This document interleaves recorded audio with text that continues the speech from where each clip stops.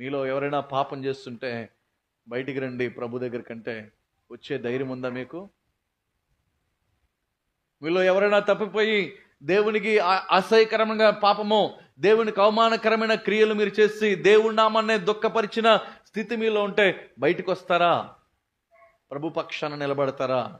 నా యుద్ధకు వచ్చి ఒకవేళ దైవజనుడిగా నేను మీకు పిలుపునిస్తే లేచి నిలబడగలిగే ధైర్యం మీకుందా? దేవుని పక్షాన నిలబడతావా నువ్వు అని ప్రభు నిన్ను పిలిస్తే ప్రభు పక్షాన వచ్చి నిలబడతావా? ప్రభు కొరకు నీ పాప జీవితాన్ని విడిచిపెట్టి ప్రభు పక్షాన వచ్చి పశ్చాత్తాపం పడి నీ జీవితాన్ని ప్రభు కొరకు అర్పించి ప్రభు కొరకు నిలబడతావా? వచ్చి మోషే పిలుస్తున్నాడు, ఎవరైనా యెహోవా పక్షాన ఉంటే రండి, నా పక్కకు రండి అంటే ఆ పాపుల మధ్యలో ఉండి ఈ పాపము చేసిన లేవీయులు పశ్చాత్తాపడి హృదయాలు కరిగిపోయి భయం వేసి దేవుని గొప్పతనం తెలుసుకొని అయ్యో ఎంత పాపం మేము చేశామో అని వాళ్ళు పశ్చాత్తాపడుతూ వారి పాప జీవితాలను ఒప్పుకొని మోషే పిలుపు మేరకు ఎక్కడికి వచ్చారు? యెహోవా పక్షాన మోషే పక్కకు వచ్చారు. దీన్నే ఆల్టర్ కాల్ అంటారు. ప్రతి మీటింగ్లో, ప్రతి కన్వకేషన్స్లో, ప్రతి గొప్ప పండుగల్లో, గొప్ప కూటాల్లో చివరన మీకు ఒక ఆల్టర్ కాల్ ఇస్తారు. మోషే ద్వారానే ఈ ఆల్టర్ కాల్ మొదలైంది. అక్కడ పిలుస్తారు. వాక్యమైన తర్వాత ఎవరైనా మీ హృదయాన్ని దేవునికి ఇస్తారా? ఎవరైనా పశ్చాత్తాపడతారా?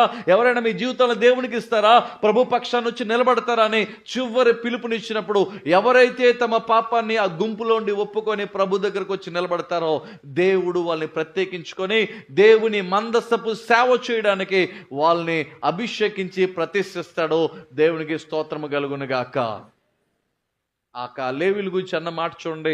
మీరు 13వ వచనం చూస్తే మళ్ళీ అదే 8వ అధ్యాయంలో, లేవీలను నిలవబెట్టి యెహోవాకు ప్రతిష్టార్పణగా వారిని అర్పింపవలెనో అట్లు నీవు ఇజ్రాయెల్లో నుండి లేవీలను వేరుపరచవలెనో, లేవీలు నావారు. లేవీలు, ఆమెన్. ఎవరు నావారంట? లేవీలు. ఎవరి లేవీలు? తమ పాపమును ఒప్పుకొని తన పాప జీవితాలని మోషే పిలుపు మేరకు లోబడి పశ్చాత్తాపడుతూ వచ్చి మోషే పక్కన ప్రభు పక్షాన్ని నిలబడ్డ వాళ్ళు దేవుని వారై ఉన్నారు. అందరూ కాదండి, వినండి.